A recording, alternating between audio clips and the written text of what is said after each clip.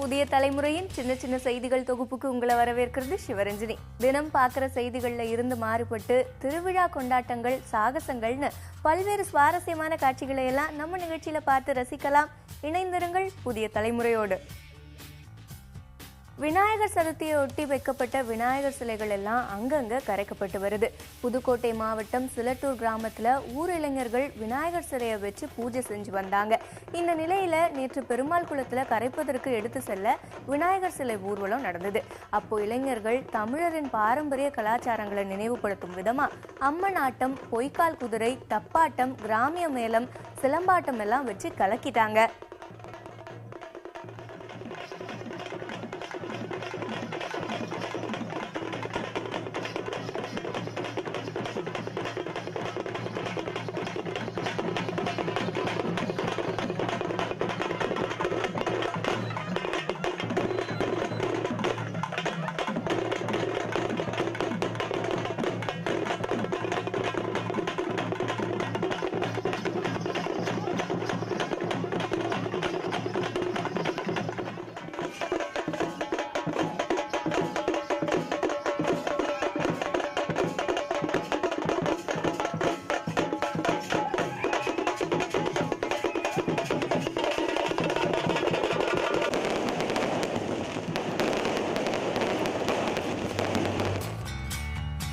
திண்டுக்கல் மாவட்டம் ஒட்டஞ்சத்திரத்துல திமுக சட்டமன்ற உறுப்பினர் சக்கரபாணியோட மகளின் திருமண வரவேற்பு விழா நடந்தது.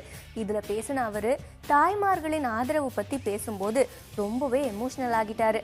அவரோட பேச்சு தடுமாற அவரை பார்த்து அவங்க மனைவி அழன்னு கூட்டமே ரொம்ப சீரியஸா ஆகிடுச்சு. ஊர்ல நீ வாக்கு கேட்கவே வர வேண்டாம், நாங்கள் வாக்கு போடுறதுக்கு தயாராக இருக்கிறோம். மற்ற ஊரை பாருங்கள் என்று தாய்மார்கள் சொல்வதை நான் கேட்டிருக்கின்றேன். அப்படிப்பட்ட எங்களை பெற்றெடுத்த தாய்மார்கள், சகோதரிகள், கழக உறவுப்படுத்தவர்கள் அத்தனை பேரும் தொடர்ந்து என்னை வெற்றி பெற செய்திருக்கிறீர்கள். இதே நிகழ்ச்சியில திமுக முதன்மை செயலாளர் துரைமுருகன் பங்கேற்று பேசினாரு. சக்கரபாணியா அவர் புகழ்ந்து பேசினது எல்லாரையும் பூரிப்படைய வச்சிடுச்சு. அப்படி என்ன பேசினாருன்னு நாமளும் கேட்போம். சக்கரபாணி இடத்திலே நயமாக பேசுகின்ற அளவுக்கு தன்மைப்படுத்தவர். எல்லோரிடத்திலும் கோபமாக இருக்கிற ஸ்பீக்கர் கூட சக்கரபாணி இடத்தை கொஞ்சம் நயமாக இருப்பார். காரணம் அவருடைய சுபாவம் அப்படிப்பட்டது.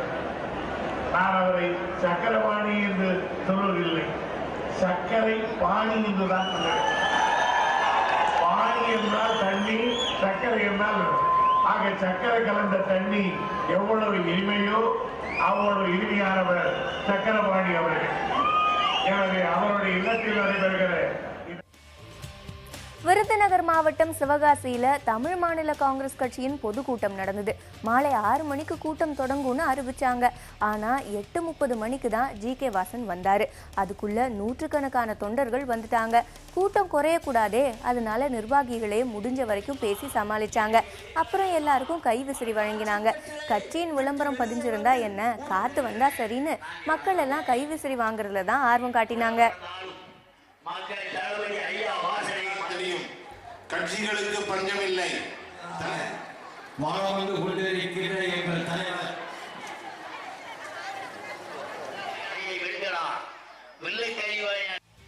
இந்த கூட்டத்துக்கு 8:30 மணிக்கு தான் கட்சி தலைவர் ஜி.கே. வாசன் வந்தாரு. வந்த உடனே மைக்ல பேசின அவரு நிர்வாகிகளுக்கு முக்கிய அறிவுரையை வழங்கினாரு. என்ன அறிவுரைன்னு கேட்கலாம். மணி சரியா 8:30 மணி, எல்லாம் 2 மணி நேரத்துக்கு மேல எல்லாம் வந்து வெயிட் பண்ணிட்டு இருக்கீங்க. சரியா 10 மணிக்கு இந்த கூட்டம் முடிவடையணும். அதனால ஷால் போடுறவங்க, மாலை போடுற நண்பர்கள்லாம் தயவு செய்து எல்லாம் பேசிய பிறகு போட வேண்டும். 2வது, பேசுறவங்க கிட்ட யார் வந்து கூட்டம் போடாதீங்க.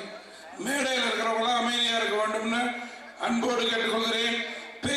பேசுகின்ற தலைவர்கள் எல்லாம் யார் பெயரையும் குறிப்பிடாமல் அனைவருக்கும் வணக்கம் என்று துவங்குவார்கள். 5 மணித்துளிகள் பேசுவார்கள். கிருஷ்ணகிரியில அதிமுக சார்பா பொதுக்கூட்டம் நடந்தது. இதுல அரசின் சாதனைகளை விளக்கி பேசினாங்க.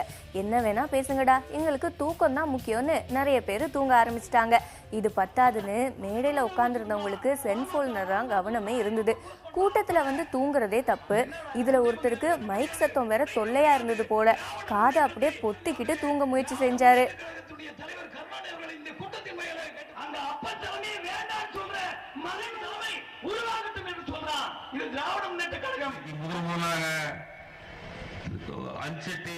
பேரும் புகழத்தோடு சிறப்பா கலைத்துறை நாளைக்கு பொழைச்சுக்கும். அதனாலதான் நம்ம புரட்சி தலைவி அம்மா அவர்கள் அதனால இன்னைக்கு தமிழகத்துல கல்வியில எவ்வளவு பெரிய விஷயம். இலங்கையில நடந்த இனப்படுகொலை தொடர்பா பொது விசாரணை நடத்தணும்னு விடுதலை சிறுத்தைகள் கட்சி சார்பா மதுரையில கண்டன ஆர்ப்பாட்டம் நடந்துச்சு. ஆர்ப்பாட்டத்துக்கு மக்கள் கூடும் போதே கட்சி பாடல்கள் ஒளிபரப்பினாங்க. அதுல உணர்ச்சி வசப்பட்ட சிலர் நடனமாட ஆரம்பிச்சாங்க. கூட்டம் தொடங்க வேற தாமதமானதால இவங்களோட நடனம் எல்லாருக்கும் பொழுதுபோக்கா அமைஞ்சிருச்சு.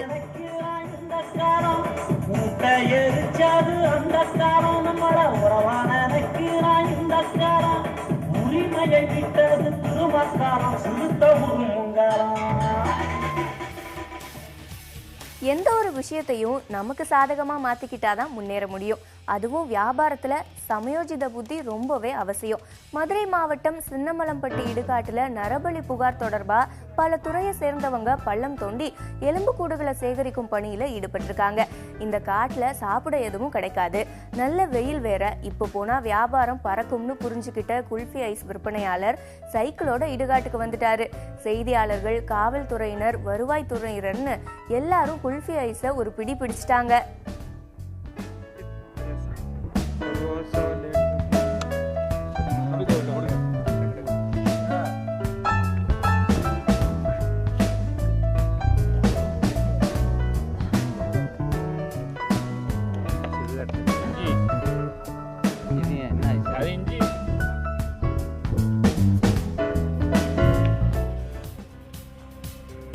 உடல்நிலை சரியா இருக்கும் போதே பிச்சை எடுக்கிறவங்களுக்கு மத்தியில உழைப்புக்கு உதாரணமா இருக்காங்க திருப்பூர்ல வலம் வரும் இந்த மூதாட்டி.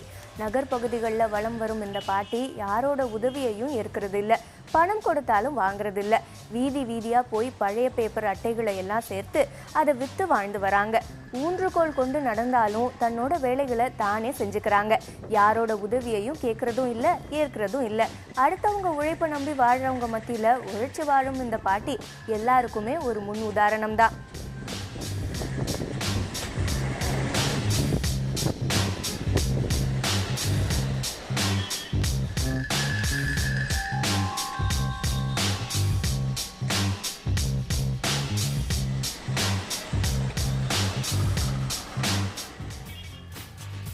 உடும்பு பிடி, இதுக்கு நிறைய கதைகளை சொல்லுவாங்க.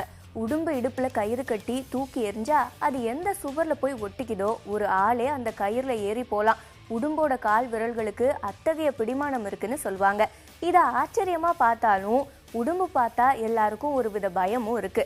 இங்க நாம பார்க்குற உடும்பு தமிழக கேரள எல்லையை இணைக்கும் குமுளி மலைச்சாலையில தான். எப்பவும் குளிர் அடிக்கிற இந்த இடத்துல லேசா வெயில் அடிச்சதும் வெயில் காய வந்திருக்கு இந்த உடும்பு. உடும்பை பார்த்தா நம்ம மக்கள் சும்மா இருப்பாங்களா? உடனே அதை படம் பிடிக்க ஆரம்பிச்சிட்டாங்க.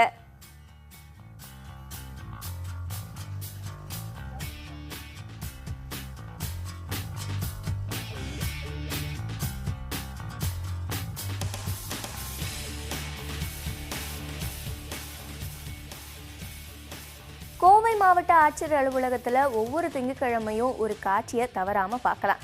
குறிப்பிட்ட சிலர் கையில அப்துல் கலாம் புகைப்படத்தோட வந்து நின்றுடுறாங்க. கோவை காந்திபுரத்துல போக்குவரத்து நெரிசலை தவிர்க்க மேம்பாலம் கட்டும் பணி நடைபெற்று வருது. இந்த பாலத்துக்கு அம்பேத்கர் பேரு இல்லைன்னா அப்துல் கலாமோட பேரை தான் வைக்கணும்னு வலியுறுத்தி சமூக அமைப்பினர் ஒவ்வொரு திங்கட்கிழமையும் வந்து ஆட்சியர்கிட்ட மனு கொடுக்கறாங்க.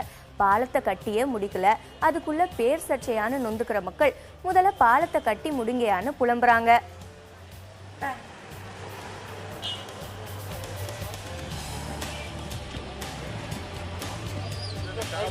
கொஞ்சம்